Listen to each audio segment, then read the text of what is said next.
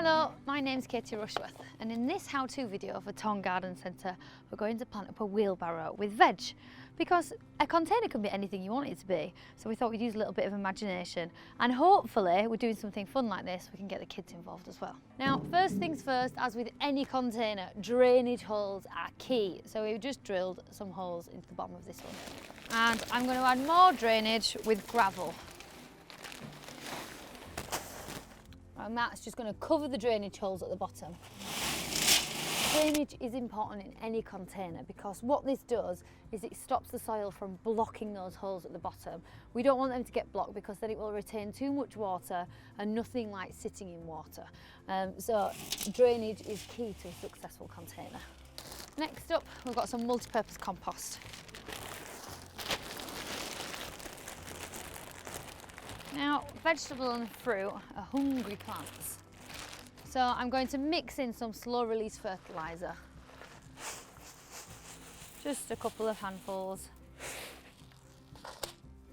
and we're going to mix that in.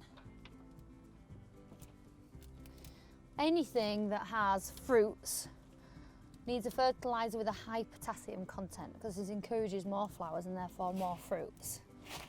It's really easy to find out what your fertiliser has in it by just looking at the back of the packet. Now it's amazing what you can grow in a small space. There are lots of small vegetables that would be perfectly suited to growing in here. So I'm going to start off with some golden beetroot. Now this golden beetroot not only has its golden flesh, but it also has golden stems and golden roots. Look at those. Sometimes, when thinning out, you might have a couple of casualties and they may well sulk a little bit, but they'll soon recover. Next up, I have some Pak Choy, which is wonderful in Oriental cooking, and it has this amazing foliage. It's such a pretty plant and it's nice and rigid as well, so it actually will give the container some form. And don't be scared of young plants. You want to kind of create as little damage as possible, but actually a little bit of root breakage just encourages the plant to grow more and survive. So don't be too worried or too frightened of splitting things apart. There are lots of Oriental vegetables actually that will cope and grow through the winter, lots of winter greens. I think next to the beetroot I'm going to use thyme, just because they make a natural, wonderful partnership when cooked together. So that's going to go in this corner here and it will creep open above there hopefully. Next up I've got a variety of salad leaves and I think I'm going to put them down the front here. Salad needs lots of water, so make sure you keep on top of watering it. You want to give them a good water, preferably in the evening time when the sun has started to go down.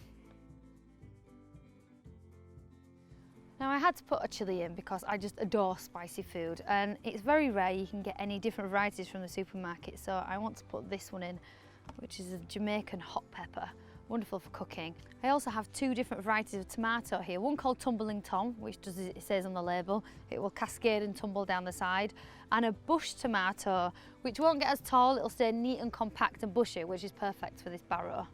So they're both going in. I also want to add some height, and to do that I'm going to use French beans. These are dwarf French beans and they crop really well and they have a gorgeous flower which is so pretty. I'm going to have 4 of those and they just want to be buried as deep as they were in their existing tray. And the wonderful thing about adding height to a container like this is that things can happily grow underneath it, so the tomatoes won't mind so much their foliage growing underneath the beans. In fact, the Native American Indians used to do something called the Three Sisters. They used to grow sweet corn with beans and then squashes underneath the bottom. So the 3 would exist perfectly well together and all be grown in exactly the same square footage. So it's amazing what you can grow together and amongst each other. That's what we're going to do here with the tomatoes and the beans.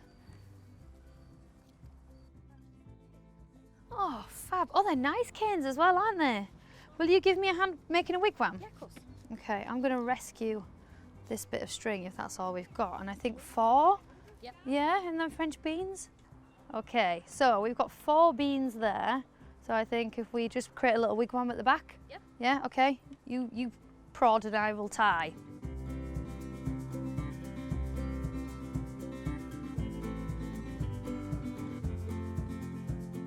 There are a couple of strawberries as well there. I was thinking maybe there and there hanging over the side. Yep. I'm going to stick them in and I'll finish tying this up. You can use anything to create a wigwam like this. Pea sticks, twigs that you've got from the garden, anything will do. And there's something charming about putting in garden canes to grow your vegetables up and growing lettuce. Yay, it looks really pretty, doesn't it? And then the strawberries hopefully kind of cascade and tumble down the sides along with the tomatoes. The beans will grow up. We've got a chilli plant. I mean, it's a salad in a barrow. For more how-to videos, visit tongardencentre.co.uk or pop in store and talk to the experts.